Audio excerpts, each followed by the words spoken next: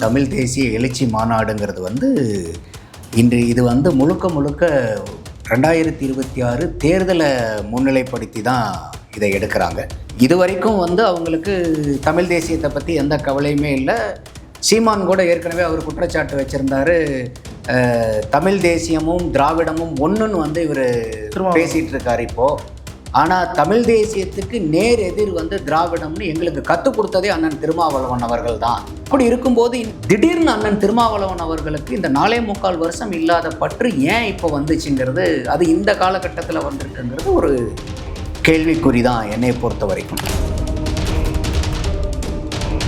நமக்கு ஆள் பலமையும் கொடுத்து ஆயுதங்களையும் கொடுத்து பயிற்சியும் கொடுத்து நம்ம இனத்தை அழிக்க சொன்னது காங்கிரஸ்ங்கிறது தமிழ் தேசியவாதிகளுடைய பெருவாரியான குற்றச்சாட்டு. அப்போ அந்த காங்கிரஸோட கூட்டணியில் உட்கார்ந்துக்கிட்டு அண்ணன் திருமாவளவன் அவர்கள், சீமான் அவர்கள் பேசக்கூடிய தமிழ் தேசியம் போலி தமிழ் தேசியம் பேசுறதுக்கு அவருக்கு என்ன தார்மீக உரிமை இருக்கு? இனத்தை அழித்தொழிக்கப்பட்ட காங்கிரஸ் ஆட்சியில் இருந்த காலகட்டத்தில் இன்னைக்கு அவங்களோட கூட்டணியில் இருக்கக்கூடிய அண்ணன் திருமாவளவன் அவர்கள் காங்கிரஸ் கூட கைக்குள்ளிட்டு பக்கத்தில் உட்கார்ந்துக்கிட்டு தமிழ் தேசியத்தினுடைய இணை எழுச்சி மாநாடு நடத்துறதுக்கு அண்ணன் திருமாவளவனுக்கு என்ன தார்மீக உரிமை இருக்குங்கிறதா நேயர்களுக்கு நான் முன்வைக்கக்கூடிய கேள்வியா இருக்கு இந்த இடத்துல.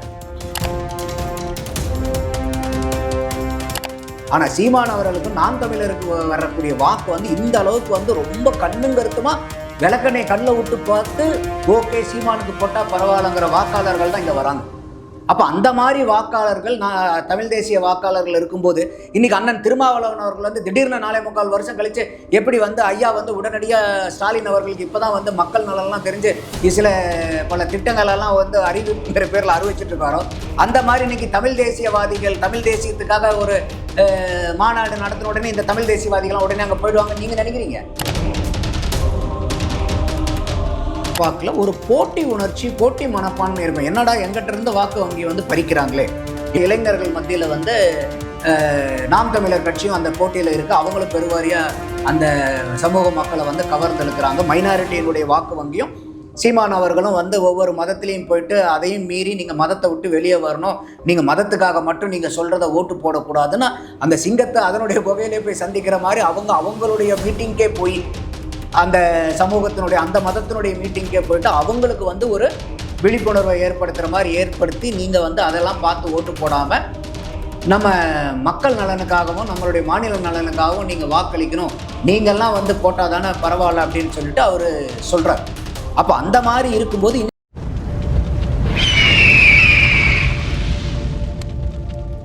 அரசியல் கருத நேயர்களுக்கு வணக்கம். இன்று நம்மோடு இணையும் சிறப்பு இருந்தால் அரசியல் திறனாய்வாளர் திரு நந்தகுமார் அவர்கள். வணக்கம் சார். வணக்கம் சார். அன்ராஜ் எப்படி இருக்கீங்க? அட்டாஸ்மா இருக்கேன், நீங்கள் எப்படி இருக்கீங்க? நல்லா இருக்கு சார். சார், விசிகாவின் தலைவர் தொல் திருமாவளவன் அவர்கள் இப்போ ஒரு மாநாட்டை அறிவிச்சிருக்காரு. தமிழ் தேசிய எழுச்சி மாநாடு அப்படின்ற ஒரு தலைப்பில் அந்த மாநாட்டை அறிவிச்சிருக்காங்க. குறிப்பாக இப்போ சமீபத்தில் திருமாவளவன் அவர்களோட பட்டியல் சமூக வாக்குகள் பெரும்பாலும் நாம் தமிழர் கட்சி அவர்களோட முன்னெடுப்புகளாக கவர்ந்து வராங்க. பிசிகாவில் இருக்கிறத விட அதிகப்படியான இஸ்லாமியர்களும் நாம் தமிழர் கட்சியில் பொறுப்புலையும் இருக்காங்க, அவங்களோட ஆதரவாளர்கள்லாம் இருக்காங்க. ஸோ அந்த விசிகாவோட ஒரு கோர் ஓட்ஸ் பேங்கை நாம் தமிழர் பிரிச்சுட்டு வருதுன்னு சொல்லிட்டு ஒரு பேச்சுக்கள் அடிபட்டு வர வேலையில் இப்போது தேர்தல் நெருக்கத்தில் இந்த மாதிரி ஒரு மாநாட்டை திருமாவளவன் கையில் எடுத்தாலும் அது நாம் தமிழருக்கு ஒரு ஆதரவான போக்கை தான் திருப்போம் அப்படின்ற மாதிரி சொல்லப்படுது. நீங்கள் எப்படி பார்க்குறீங்க சார் இந்த முன்னெடுப்பா? இல்லை, அவங்க இன்னைக்கு அந்த மாநாடு பேர் என்ன சொன்னீங்க? ஹெட்டிங்க தமிழ் தேசிய எழுச்சி மாநாடு. தமிழ் தேசிய எழுச்சி மாநாடுங்கிறது இன்று இது முழுக்க முழுக்க 2026 தேர்தலை முன்னிலைப்படுத்தி தான் இதை எடுக்கிறாங்க. ஏன்னா இந்த 4.25 வருஷத்தில் ஆட்சி கட்டளை இப்போ அவங்க இருக்கும்போது இது வரைக்கும் ஏதாவது தமிழ் தேசிய எழுச்சி மாநாடு ஏதாவது நடத்தியிருக்காங்களா? இல்லை. இது வரைக்கும் அவங்களுக்கு தமிழ் தேசியத்தை பற்றி எந்த கவலையுமே இல்லை. சீமான் கூட ஏற்கனவே அவர் குற்றச்சாட்டு வச்சுருந்தார், தமிழ் தேசியமும் திராவிடமும் ஒன்றுன்னு இவர் பேசிகிட்டு இருக்கார் இப்போது. ஆனால் தமிழ் தேசியத்துக்கு நேர் எதிர் திராவிடம்னு எங்களுக்கு கற்றுக் கொடுத்ததே அண்ணன் திருமாவளவன் அவர்கள் தான் அப்படின்னு சொல்லிட்டு சீமானே ஒரு பேட்டியில் பேசினது படித்ததா எனக்கு ஒரு ஞாபகம். அப்படி இருக்கும்போது இன்றைக்கி இந்த அளவுக்கு இல்லாத ஒரு தமிழ் தேசிய பற்று திடீர்னு அண்ணன் திருமாவளவன் அவர்களுக்கு இந்த 4.25 வருஷம் இல்லாத பற்று ஏன் இப்போ வந்துச்சுங்கிறது, அது இந்த காலகட்டத்தில் வந்திருக்குங்கிறது ஒரு கேள்விக்குறி தான் என்னை பொறுத்த வரைக்கும். ஏன்னா இன்றைக்கி அவங்க தமிழ் தேசியமும் திராவிடமும் ஒன்றுனா திராவிட எழுச்சி மாநாடுன்னு இவங்க நடத்திட்டு போயிடலாமே. அது ஏன் தமிழ் தேசிய எழுச்சி மாநாடுன்னு நடத்தலாம்? அதுதான் திமுக இருக்காங்கல்ல சார், அது கூட தானே இவங்களும் இருக்காங்க.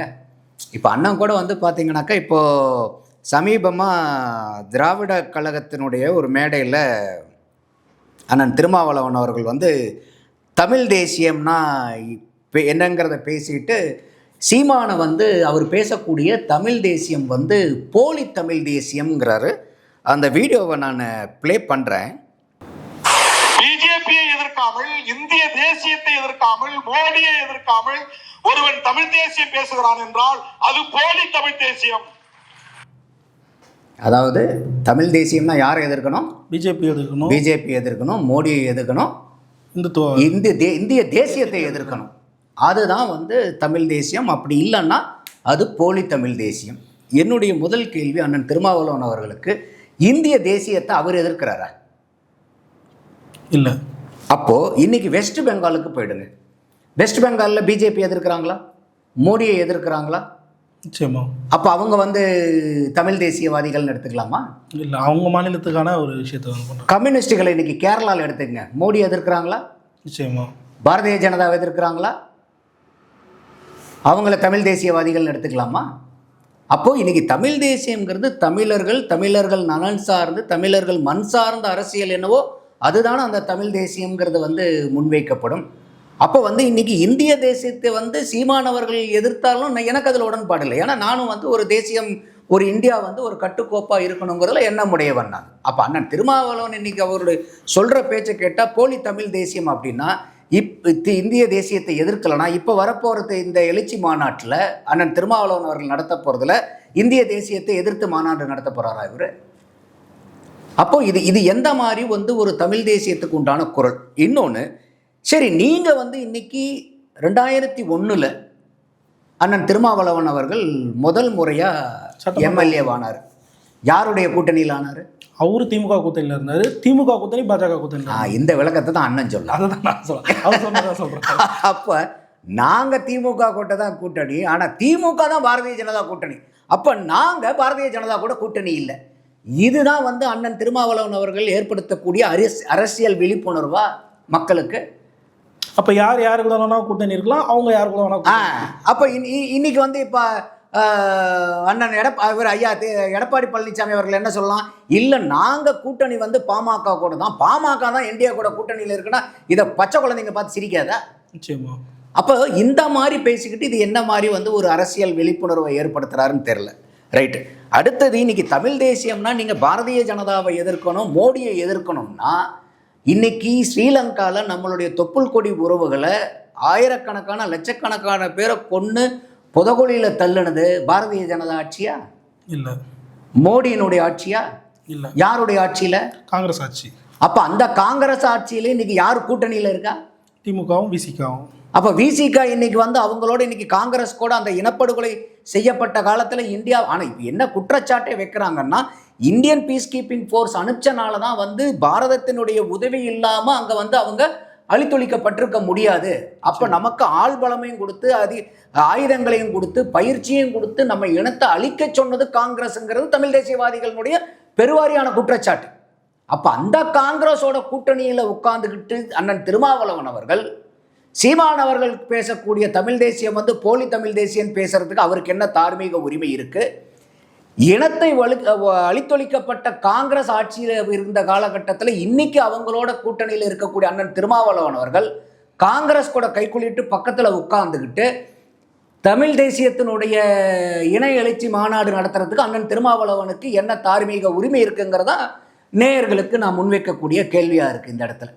நிச்சயமா சார். இப்போ அந்த தமிழ் தேசியம் அப்படின்ற அந்த சொல், அது வந்து ஒரு மாஸ் கம்யூனிகேஷனாக பேசப்படுதுன்னா நாம் தமிழர் கட்சி அதை வந்து ட்ரெண்டாக கொண்டு வந்தாங்கன்றதை சொல்லலாம். இப்போ எல்லா கட்சியுமே தமிழ் தேசியமாக எங்களதுல இருக்குது அப்படின்னு சொல்லிட்டு சொல்கிறாங்க. திருமாவளவன் ஒரு காலத்தில் தமிழ் தேசியத்தை ஆதரித்தாலும் அதற்கு பின் வந்து திராவிட கூட்டணியில் தான் இருக்கார். ஸோ இப்போ அவர் இந்த மாதிரி ஒரு மாநாடு எடுக்கிறாருன்னா அது அவருக்கு சாதகமாக அமையுமான்ற ஒரு கேள்வி நீங்கள் எப்படி பார்க்குறீங்க? யாருக்கு? திருமாவளவன். இல்லை, அவருக்கு பேக் ஃபயர் ஆகும். இப்போ நம்ம இந்த கேள்வி கேட்டோம்ல, இது மாதிரி மக்களுக்கு தெரியாதா? இப்போ எனக்கு தெரிஞ்சது சாதாரண மக்களுக்கு தெரியாதா? இல்லை, சாதாரண மக்களுக்கு தெரிஞ்சதானே நமக்கும் தெரியுது. நம்ம என்ன பெருசாக ஆராய்ச்சி பண்ணிட்டு வந்தால் இங்கே உட்காடுறோம்? இல்லை, ஏற்கனவே நடந்த நிகழ்வுகளை படித்து பார்த்து தெரிஞ்சு கேட்டு தானே இங்கே வந்து உட்காந்து பேசுகிறோம்.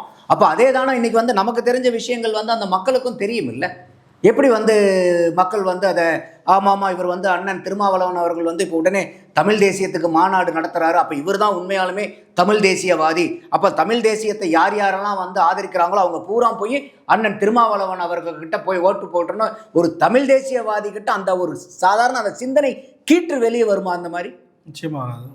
இப்போ இவங்களே அண்ணன் திருமாவளவன் அவர்களே மகளிர் மது ஒழிப்பு மாநாடு நடத்தினார், நம்மளாம் கூட பாராட்டணும். அதில் ஒரு விஷயம் சொல்லியிருந்தாரு, சாதியவாதி அமைப்புகள் கூடவும் மதவாத அமைப்புகளும் கூடவும் இடம்பெறக்கூடாது அப்படின்ற மாதிரி. அப்போது அன்னைக்கு அவர் பேசும்போது கூட நான் எந்தெந்த வீதிக்கு போனேன், எந்தெந்த தெருவில் எந்தெந்த ஆட்கள் இருக்காங்கங்கிறதெல்லாம் பட்டியல் போட்டு எங்ககிட்ட வந்து அவங்க சொன்னது வந்து ஐயா நீங்கள் வந்து கள்ளச்சாராயத்தை ஒழிங்கன்னு கூட சொல்லலை, டாஸ்மாக் ஒழிங்கன்னு தான் சொன்னாங்க எங்ககிட்டங்கிறார். கள்ளக்குறிச்சி கள்ளச்சாராய சாவுக்கு ஒவ்வொரு வீட்டுக்காக போனார். ஆனால் மற்ற யாரும் போகாத அளவுக்கு அண்ணன் திருமாவளவன் அவர்கள் எல்லாத்து வீட்டுக்கும் போயிட்டு வந்தார், பாரபட்சம் இல்லாமல் வந்து பட்டியலிட்டார். எந்த சந்தில் போனேன், அவர் யார், எந்த வகுப்பை சார்ந்தவங்க, அவங்க வீட்டில் பறிபோன உயிர் யாருடையது எல்லாத்தையும் பட்டியலிட்டு எங்கிட்ட கேட்டவங்க யாரும் கள்ளச்சாராயத்தை ஒழிங்கன்னு சொல்லலை, டாஸ்மாக்கை எப்படியாவது இழுத்து முடிங்கயான்னு தான் கேட்டாருன்னாங்க. அதுக்காக தான் மாநாடை அனௌன்ஸ் பண்ணார். அனௌன்ஸ் பண்ணதுக்கப்புறம் அந்த பாலத்துக்கு எங்கே போட்டார்? மத்திய அரசு மேலே. மத்திய அரசாங்கம் வந்து இன்னைக்கு இந்தியா பூரா மதுவிலக்கு கொண்டு வந்தால் தமிழ்நாட்டில் இவர் டாஸ்மாக் கடையை சாத்திடுவாராம். அப்போ டாஸ்மாக் சாவி ஐயா மோடி கிட்ட இருக்குதா, பாரதிய ஜனதா கிட்ட இருக்குதா? இவர் நித்தம் போய் பார்க்கக்கூடிய ஐயா ஸ்டாலின் கையில் தானே சாவியும் பூட்டும் இருக்குது. அவர் இங்கே பக்கம் இருக்கக்கூடிய ஐயா ஸ்டாலினை பார்த்து ஐயா நீங்கள் போயிட்டு நீங்கள் சாத்துறீங்களா, இல்லை நாங்கள் கூட்டணி விட்டு வெளியேறட்டுமான்னு இவருக்கு ஒரு தார்மீக ஒரு கேள்வி கேட்டிருக்கலாம்ல. உங்களை ஆட்சி கட்டளை இப்பயும் என்ன சொல்கிறார், சிந்தாம சிதறாமல் 25% வாக்கு திமுகவுக்கு போய் சேரணும்னு கடலூரில் பேசினாரா இல்லையா? அப்போ அந்த சிந்தாம சிதறாம உங்களுடைய வாக்கு வந்து கொண்டு போய் திமுகவுக்கு சேர்த்துறது எதுக்கு சேர்த்துறீங்க? அப்போ அதே மாதிரி அன்னைக்கு தமிழ் ஈழத்தில் வந்து இந்திய அதாவது தமிழ் மக்கள் நம்மளுடைய தொப்புள் கொடி உறவுகள் பூரா படுகொலை செய்யப்படும் போது மாநிலத்தில் ஆட்சி செஞ்சுட்டு இருந்தது யாரு? திமுக. அப்போ மத்தியில் இராணுவத்தையும் அனுப்பிச்சு உதவியும் அனுப்பிச்சது காங்கிரஸ்.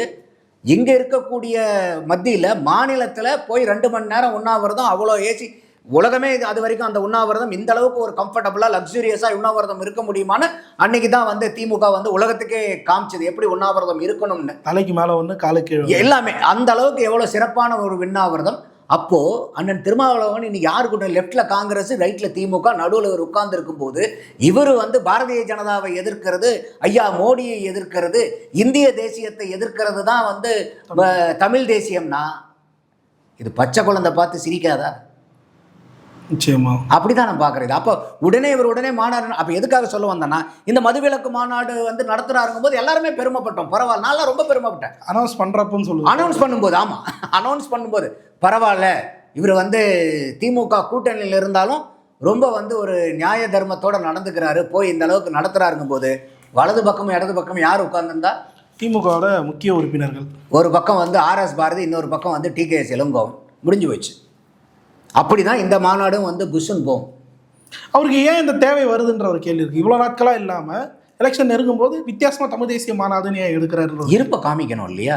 இன்றைக்கி காங்கிரஸ் வந்து பெரிய அளவுக்கு பேசப்பட்டது. இதே வந்து அண்ணன் திருமாவளவன் அவர்கள் வந்து இந்த மது ஒழிப்பு மாநாடு நடத்தும் போதும் அந்த ட்விட்டர் ஆட்சியிலும் பங்கு அதிகாரத்திலும் பங்குன்னு அந்த ட்விட்டர் 3 தடவை போட்டு எடுத்து திருப்பி போடும்போது அந்த காலகட்டத்தில் விசிகா வந்து அதிக காலங்கள் வந்து மீடியாவில் பேசப்பட்டது அதுதான். அதுக்கு முன்னாடி அந்த அளவுக்கு நீடித்த நெடிய காலம், ஏன்னா பெரிய பெரிய கட்சிகள் இருக்கும்போது விசிகா வந்து தொடர்ந்து சஸ்டைனபிளாக மீடியாவில் பேசப்பட்டது. அது வந்து ஒரு அருமையான ஒரு லைம் லைட்டை வந்து விசிகாவுக்கு கொடுத்தது. அப்படி அதை விட்டதுக்கப்புறம் இன்னைக்கு எங்கேயாவது லைம் லைட், இன்னைக்கு காங்கிரஸ் தான் பயங்கர லைம் லைட்டில் இருக்குது. அவங்க இருப்பாங்களா இருக்க மாட்டாங்களான்னு திமுகவுக்கும் காங்கிரஸுக்கும் நடத்தக்கூடிய சண்டையில் இன்னைக்கு விசிகாவங்களே எல்லாரும் மறந்துட்டாங்க. அதனால வந்து திருப்பி இன்னைக்கு விசிகாவை ஒரு லைம் லைட்டில் கொண்டு வர வேண்டிய கட்டாயம் இருக்குது. ஏன்னா எலெக்ஷன் வருது. அவங்க வந்து திமுக வந்து பேச்சுவார்த்தை குழுவும் அமைக்க போகிறாங்க, தொகுதி எத்தனைங்கிறது. அப்போ இன்னைக்கு காங்கிரஸ்க்கு வந்து அதிகமாக 40 சீட்டு கேட்குறாங்கன்னா அண்ணன் திரும்ப அதே 6 தொகுதி வாங்கிட்டு போயிடுவாரா? வாய்ப்பே இல்லை. அப்புறம் அந்த மாதிரி இருக்கும்போது இன்னைக்கு சீட்டை வந்து அதிகமாக கேட்கணும். அந்த அதிகமாக கேட்கறதுக்கு முன்னாடி சில நடவடிக்கைகளை இறக்கணும் இல்லையா? அதில் ஒன் ஆஃப் த நடவடிக்கையாக தான் நான் இதை பார்க்குறேன். அதுக்கு மீறி இது ஏன்னா இது என்னுடைய ஒரே கேள்வி, இந்த 4.25 வருஷம் தமிழ் தேசிய மீட்புக்காக ஏதாவது வந்து குரல் கொடுத்தாரா அண்ணன் திருமாவளவன் அவர்கள்? ஏதாவது மாநாடு நடத்தினாரா? திடீர்னு இப்போ நடத்த வேண்டிய கட்டாயம் என்ன வருதுன்னு தான் கேள்வி வருது. குறிப்பாக நான் முதல் கேள்வி கேட்ட இன்னொரு விஷயம் சார், அவர்கிட்ட இருக்கக்கூடிய அந்த பட்டியல் சமூக வாக்குகளும் அவரை விட அதிகமாக வந்து இஸ்லாமியர் வாக்குகளையும் வந்து நாம் தமிழ் இப்போ பெற்றிருக்கு. அந்த காழ்ப்புணர்ச்சியும் திருமாவளவன் அவர்கிட்ட இருக்கா அப்படின்ற ஒரு கேள்வி இருக்குது. நம்ம வாக்குகளையும் நம்ம கோர் ஓட் பேங்கை வந்து சீமான் பறிக்கிறாரு அப்படின்ற ஒரு இஷ்யூ அவர்களே இருக்கா, அவரை பாதிக்குதா? இல்லை, நான் அதை காழ்ப்புணர்ச்சின்னு பார்க்கல, ஒரு போட்டி உணர்ச்சி, போட்டி மனப்பான்மை இருக்கும். என்னடா எங்கிட்ட இருந்த வாக்கு வங்கி வந்து பறிக்கிறாங்களே. இப்போ ஒரு பக்கம் சீமானாலும் இன்னொரு பக்கம் விஜயம் வந்து பெரிய அளவுக்கு கபலீகரம் பண்ணிடுறாரு. எங்கே போனாலும் என்ன அப்போ எல்லா இடத்துக்கிட்டையும் ஏன் வாக்கு பிரிஞ்சு போதுங்கும் போது அவர் வந்து இப்போ பக்கமாக கூட அவர் ஆதவர்ஜனா பேசினார்கள், உங்களுக்கு பின்னாடி வெறும் 20 பேர் தான் இருக்கிறாங்க அப்படின்னு சொல்லிட்டு. எனக்கு அதில் உடன்பாடு இல்லை. 20 பேர் தான் இருப்பாங்கங்கிறதெல்லாம் இல்லை, பெரிய அளவுக்கு இருப்பாங்க. பட் இருந்தாலும் வந்து பார்த்திங்கன்னா அவங்க சொல்லக்கூடியது என்னென்னா, ஒரு பெரிய அளவுக்கு வந்து கபலீகரம் வந்து அவங்க வாக்கு வங்கியை தாவேக்கா செஞ்சிருச்சு. அப்புறம் இன்னொரு பக்கம் வந்து இளைஞர்கள் மத்தியில் வந்து நாம் தமிழர் கட்சியும் அந்த போட்டியில் இருக்குது, அவங்களும் பெருவாரியாக அந்த சமூக மக்களை வந்து கவர்ந்தெழுக்கிறாங்க. மைனாரிட்டியினுடைய வாக்கு வங்கியும் சீமான் அவர்களும் வந்து ஒவ்வொரு மதத்திலையும் போயிட்டு அதையும் மீறி நீங்கள் மதத்தை விட்டு வெளியே வரணும், நீங்கள் மதத்துக்காக மட்டும் நீங்கள் சொல்கிறத ஓட்டு போடக்கூடாதுன்னு அந்த சிங்கத்தை அதனுடைய குகையிலே போய் சந்திக்கிற மாதிரி அவங்களுடைய மீட்டிங்கே போய் அந்த சமூகத்தினுடைய அந்த மதத்தினுடைய மீட்டிங்கே போயிட்டு அவங்களுக்கு வந்து ஒரு விழிப்புணர்வை ஏற்படுத்துகிற மாதிரி ஏற்படுத்தி நீங்கள் வந்து அதெல்லாம் பார்த்து ஓட்டு போடாமல் நம்ம மக்கள் நலனுக்காகவும் நம்மளுடைய மாநில நலனுக்காகவும் நீங்கள் வாக்களிக்கணும், நீங்கள்லாம் வந்து போட்டால் தானே பரவாயில்ல அப்படின்னு சொல்லிட்டு அவர் சொல்கிறார். அப்போ அந்த மாதிரி இருக்கும்போது இன்றைக்கி விஜய் அவர்களும் வரும்போது அவரும் வந்து தன்னை வந்து ஒரு மைனாரிட்டியாக நிலை நிறுத்திக்கல, ஆனால் ஈஸ் அ மைனாரிட்டி. அப்போ இன்றைக்கி பெருவாரியான அளவு வந்து இன்றைக்கி கிறிஸ்டியானிட்டி வாக்கு வந்து அவங்களுக்கு பின்னாடி போகுது. அதே மாதிரி வந்து பார்த்திங்கன்னா முஸ்லீம் அவர்கள்லேருந்து வந்து ஒரு கன்சிடரபிள் ஓட் ஷேர் அங்கே போகுது. அப்போ இன்றைக்கி எட்ஜாக இருக்கக்கூடியது வந்து இந்த வாக்கு வங்கிகள் தான் அவங்களுக்கு, திமுகவுக்காகட்டும் விசிகாவுக்காகட்டும் அந்த கூட்டணிக்காகட்டும், இது அவங்களுடைய எட்ஜி. இன்றைக்கி அவங்களுடைய காம்படிட்டிவ் எட்ஜுன்னு சொல்லக்கூடிய அந்த வாக்காளர் வங்கியே இன்றைக்கி பிசுபிசுத்து போகுது. புரியுது. பத்தாவதுக்கு இன்னொரு பக்கம் வந்து அரசாங்க ஊழியர்களுடைய வாக்கு வங்கி திராவிட முன்னேற்ற கழகத்தினுடைய பெரிய வாக்கு வங்கி, அதுவும் வந்து இன்றைக்கி இந்த டேப்ஸில் அரசாங்க ஊழியர்கள் போராட்டத்தில், செவிலியர்கள் போராட்டத்தில், மருத்துவர் போராட்டத்தில், தூய்மை பணியாளர்கள் போராட்டத்தில் எல்லாத்துலேயும் வந்து இன்றைக்கி டேமேஜ் பண்ணியாச்சு. இந்த டேப்ஸுங்கிறத கொண்டு வந்து அந்த பழைய ஊதிய திட்டம் கொடுக்காம எப்படியாச்சும் ஏமாத்திடலாம், எப்படியாவது சொல்லி குட்டிகாரன் அடிக்கலான்னு பார்க்குறாங்க, அவங்க வந்து ஒத்து வரல. அப்போ இந்த அளவுக்கு எல்லா இடத்துலையும் வந்து ப்ராப்ளம் இன்றைக்கி அவங்களுக்கு இருக்குது. அப்போ எதையாவது ஒன்று பண்ணி நம்ம வந்து ஒரு கவன ஈர்ப்பு செய்யணும், ஒரு ஒரு ஒரு மீட்பு பணியில் வந்து ஒரு ஒரு என்ன சொல்கிறது, இது வந்து ஒரு சேஃப்டி கண்ட்ரோல் மெஷராக தான் நான் பார்க்குறேனே ஒழிய இது அவங்களுக்கு பெரிய அளவுக்கு. ஏன்னா இன்றைக்கி தமிழ் தேசியவாதிகள்ங்கிறவங்க வந்து இப்போ மற்றவங்க ஒரு ஜென்ரலாக ஒரு கட்சிக்காக ஒரு ஆளுக்காக ஓட்டு போகிறீங்களா டக்குன்னு மாற்றிடலாம். ஆனால் ஒரு தமிழ் தேசியவாதிகள், நான் வந்து சீமானவர்களுடைய நாம் தமிழர் கட்சி வாக்கை வந்து டைசெக்ட் பண்ணி பார்க்கும்போது, சரி இந்த தடவை தான் சீமானுக்கு ஒரு ஓட்டு போடலாமேப்பா அப்படிங்கிற வாக்கு ரொம்ப ரொம்ப சொற்பம். சீமான் யார், அவர் என்ன ஆள், அதாவது என்ன ஆளுன்னா எந்த சாதியை சொல்லலை நான், எந்த அரசியல் பின்புலத்திலேருந்து வராரு, அவருடைய அரசியல் சித்தாந்தம் என்ன, அவருடைய கொள்கைகள் கோட்பாடுகள் என்ன அப்படின்னு சொல்லி அவரை தொடர்ந்து கண்காணித்து அவருடைய பேச்சுக்களை எல்லாம் பேசி ரொம்ப நாள் வாட்ச் பண்ணி எல்லாத்தையும் எவால்வேட் பண்ணி வேறு யாருக்கும் அந்த மாதிரி பண்ணுறதில்ல. ஆனால் சீமான் அவர்களுக்கும் நாம் தமிழருக்கு வரக்கூடிய வாக்கு வந்து இந்த அளவுக்கு வந்து ரொம்ப கண்ணுங்கருத்துமாக விளக்கணை கண்ணில் விட்டு பார்த்து ஓகே சீமானுக்கு போட்டால் பரவாயில்லங்கிற வாக்காளர்கள் தான் இங்கே வராங்க. அப்போ அந்த மாதிரி வாக்காளர்கள் நான் தமிழ் தேசிய வாக்காளர்கள் இருக்கும்போது இன்றைக்கி அண்ணன் திருமாவளவன் அவர்கள் வந்து திடீர்னு 4.25 வருஷம் கழித்து எப்படி வந்து ஐயா வந்து உடனடியாக ஸ்டாலின் அவர்களுக்கு இப்போ தான் வந்து மக்கள் நலன்லாம் தெரிஞ்சு சில பல திட்டங்களெல்லாம் வந்து அறிவிப்புங்கிற பேரில் அறிவிச்சிட்டு இருக்காரோ, அந்த மாதிரி இன்றைக்கி தமிழ் தேசியவாதிகள் தமிழ் தேசியத்துக்காக ஒரு மாநாடு நடத்தின உடனே இந்த தமிழ் தேசியவாதிகள்லாம் உடனே அங்கே போயிடுவாங்க நீங்கள் நினைக்கிறீங்க? இல்லை. அப்போ அதனால தான் சொல்கிறேன், இந்த மாநாடு வந்து அவங்க எதிர்பார்க்குற மாதிரி அவங்களுக்கு பலன் கொடுக்காதுங்கிறது என்னுடையது. அவங்களுடைய ஒரிஜினாலிட்டி என்னவோ அதை அவங்க செஞ்சு அதை மீட்டுருவாக்கம் பண்ணலாம். அப்போ இந்த 4.25 வருஷத்துக்கு நீங்கள் என்ன பண்ணினீங்க ஆட்சியில்? அதுக்கு முன்னாடி தான் அதிமுக 10 வருஷம் ஆட்சியில் இருந்துச்சு, நீங்கள் கூட்டணியில் இல்லை. இந்த 4.25 வருஷம் நீங்கள் உங்களுடைய ஆட்சியில் இருந்தீங்க. அந்த தமிழ் தேசியத்துக்காக எந்த துரும்ப தூக்கி எங்கே போட்டிருக்கோம், எவ்வளோ போட்டிருக்கோங்கிறத தமிழ் தேசியவாதிகள் பார்ப்பாங்க இல்லையா? நிச்சயமா. அப்புறம் அதெல்லாம் பார்க்காம திடீர்னு ஒரு மாநாடு நடத்தினோட உடனே போய் டக்குன்னு ஓட்டப்பட்டுருவாங்களா என்ன? ஸோ நான் அப்படி பார்க்கல. அதை இறுதியாக ஒரே ஒரு கேள்வி தான் சார். இப்போ பேசு பொருளாக இருக்கிறது ராகுல் காந்தி கனிமொழி அவர்களின் சந்திப்பு, அந்த விவரம் பற்றி தான். இதில் வந்து ஒரு விஷயம் இப்போ பேசப்படுது, 41 சீட்டுகள், ஆட்சியிலும் பங்கு, ஒரு ராஜ்யசபா சீட்டு காங்கிரஸ் சார்பாக வந்து கேட்க போகிறாங்க அப்படின்ற ஒரு செய்தி வந்து வெளியாக இருக்குது. எந்த அளவுக்கு சாத்தியமாகும்னு நினைக்கிறீங்க இந்த பேரம்? இல்லை, இது எப்பயுமே வந்து திமுக அதிமுகவை பார்த்து ரொம்ப விமர்சனம் நக்கல் நையாண்டி பண்ணிட்டு இருந்தாங்க. பாருங்கள் கூட்டணி எங்கே நடக்குது பாருங்கள், டெல்லிக்கு போய் தாங்க பேச வேண்டியதாக இருக்குது, இங்கே தானங்க நடக்கணும் அவங்க ஆஃபீஸ்லன்னு. இன்றைக்கி கூட்டணி பேச்சுவார்த்தை எங்கே நடக்குது? டெல்லிக்கு போயிருக்காங்க. யார் போயிருக்கிறா? கனிமொழி அவர்கள். கனிமொழி முக்கியமான ஆள் இல்லையா? அப்போது ஓடமும் ஒரு நாள் ஏறும் வண்டியில் ஏறும், வண்டியும் ஒரு நாள் ஓடத்தில் ஏறும். அப்போ நீங்கள் இன்றைக்கி போயிட்டு இன்றைக்கி காங்கிரஸில் இருக்கக்கூடிய ராகுல் காந்தி ஐயாவை போய் பார்த்து நீங்கள் கூட்டணி பேச வேண்டிய கட்டாயம் இன்றைக்கி உங்களுக்கு வந்திருக்கா இல்லையா? நிச்சயமா. இன்றைக்கி அவரை கூட்டில் நீங்கள் பேசியிருக்கணும். அறிவாலயத்துக்கு கூப்பிட்டு ராகுல் காந்தி அவர்களே வாங்க, அறிவாலயத்தில் உட்காந்து நம்ம டீல் பேசி அவனை வாங்கன்னு கூப்பிட்டுருக்கலாம்ல. இப்போ இவங்களும் முக்கியம் இல்லை சார். போன வாட்டி அவர் வந்தார், இந்த வாட்டி. அப்போ தனக்குன்னு வந்தால் தான் தலைவலியும் காய்ச்சலும் தெரியும்பாங்க பாருங்க, அந்த சூழ்நிலைலாம் இருக்காங்க. ஏன்னா இப்போ நம்ம சொன்ன மாதிரி இத்தனை பிரச்சனைகள் இன்னைக்கு திமுகவுக்கு இருக்குது. அப்போ அவங்க காங்கிரஸே என்ன சொல்கிறாங்கன்னா, இது வந்து ஒரு மூழ்கக்கூடிய கப்பல், இதில் வந்து இன்னைக்கு ஏகப்பட்ட ஆன்டி இன்கம்பன்சி இருக்குது. இவங்களோட இவ்வளோ ஆன்டி இன்கம்பன்சி இருக்கும்போது நம்ம அவங்களோட சேர்ந்து ஏன் வந்து கொலட்ரல் டேமேஜ் ஆகணும் அப்படிங்கிறது காங்கிரஸுடைய பார்வை. இன்னொரு பார்வை என்னன்னா, உங்களுக்கு நாங்கள் இல்லைன்னா ஜெயிக்க முடியாதுங்கிறது அப்பட்டமாக எல்லாத்துக்கும் தெரிஞ்சு போச்சு. அப்புறம் என்ன, எங்களுக்கு ஆட்சியிலும் பங்கு அதிகாரத்திலும் பங்கு கொடுக்கறதுக்கு என்னன்னு கேட்குறாங்க. இவங்க பார்த்துட்டு வந்ததுக்கப்புறம் ஆஹா பேச்சுவார்த்தை வந்து சுமூகம் வெற்றி, பெரிய வெற்றின்னு எல்லா இடத்துலையும் விளம்பரம் மீடியாக்களில் பூரா. நான் கேட்குறது, அப்படி வந்து அம்மையார் கனிமொழி அவர்களுக்கும் ஐயா ராகுல் காந்திக்கும் வந்து பேச்சுவார்த்தை சக்ஸஸ்னா ஆட்சியிலும் பங்கு அதிகாரத்திலும் பங்கு ஓகேன்ட்டாங்களா?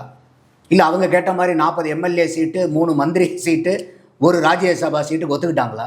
இல்லை அம்மையார் கனிமொழி அவர்களோ இல்லை ஐயா ராகுல் காந்தியோ இல்லை நாங்கள் திமுக கூட தான் கூட்டணியில் தொடர்றோம், சீட்டு எவ்வளோ என்ன ஏதுங்கிறத நாங்கள் பின்னாடி பேச போகிறோன்னு ஏதாவது சொல்லியிருக்காங்களா?